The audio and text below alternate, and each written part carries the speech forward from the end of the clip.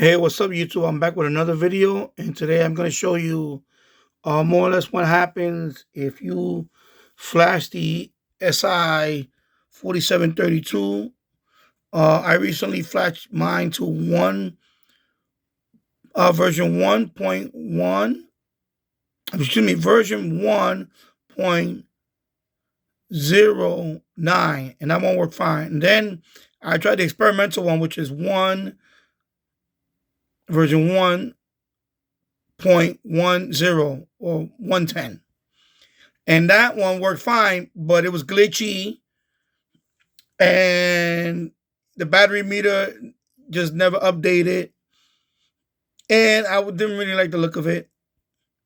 So when I tried to update it back, mine kept getting connection error and stuff like that.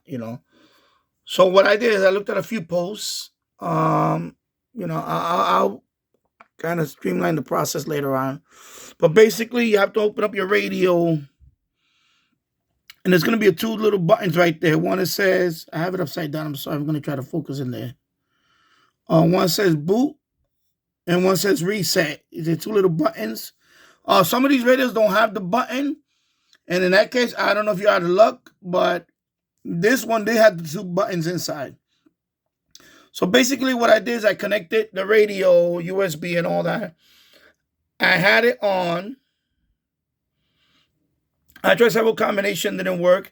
So basically what I did, I had it on and I just pressed down the reset button.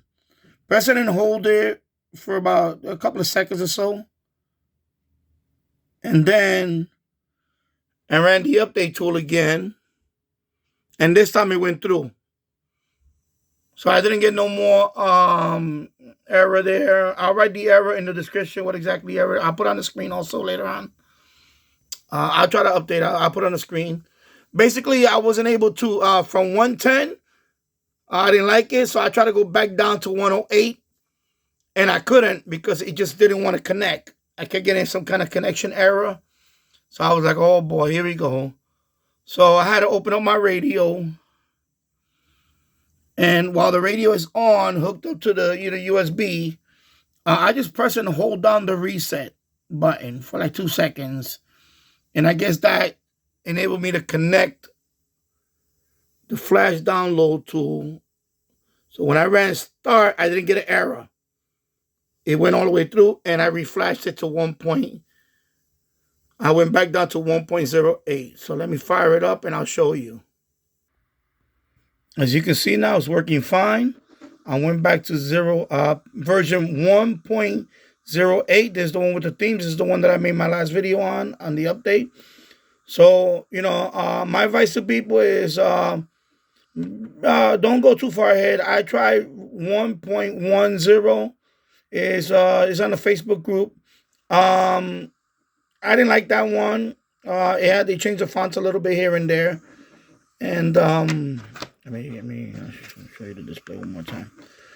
So I went back to 1.08. 1.09, I did see that one. There was, I don't know, a couple of little improvements in there. I may go back to that one because that was the one that I actually went to 1.09. And then I went ahead and said, let me try 1.10. And that one, I wound up getting stuck. It did not want to update anymore. So I kept getting an error on my connection. And so I had to open up the radio. And like I just showed you earlier, open it up. There's going to be two little buttons in there. One is going to be a boot button. And one is going to be a reset button. So what I did is I just had this connected to the computer while the power was on.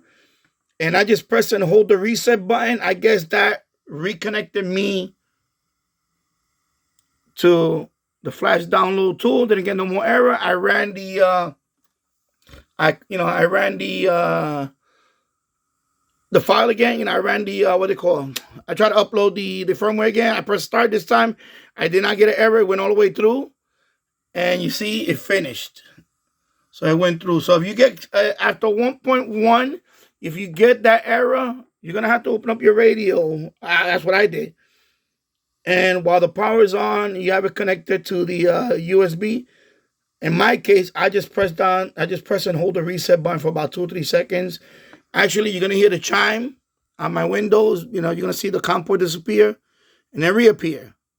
And I guess that established the connection, and I didn't get no more connection error.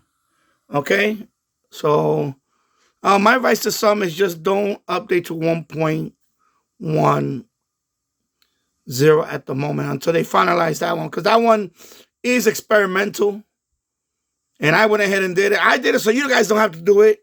But I recovered from that. So the latest stable version is 1.09. That is the one that is the most stable out of all. Although I didn't see much different on 1.09. I still rather just stay at 1.08. Okay, that's the video that I made with the color themes. That's the last one that seems to be stable for the one in the Facebook group. Okay, so there you go. If you like this video, please give it a thumbs up, and also subscribe to my channel for more content like this. And thank you for watching. I'll see you in the next one. Take care. Bye-bye.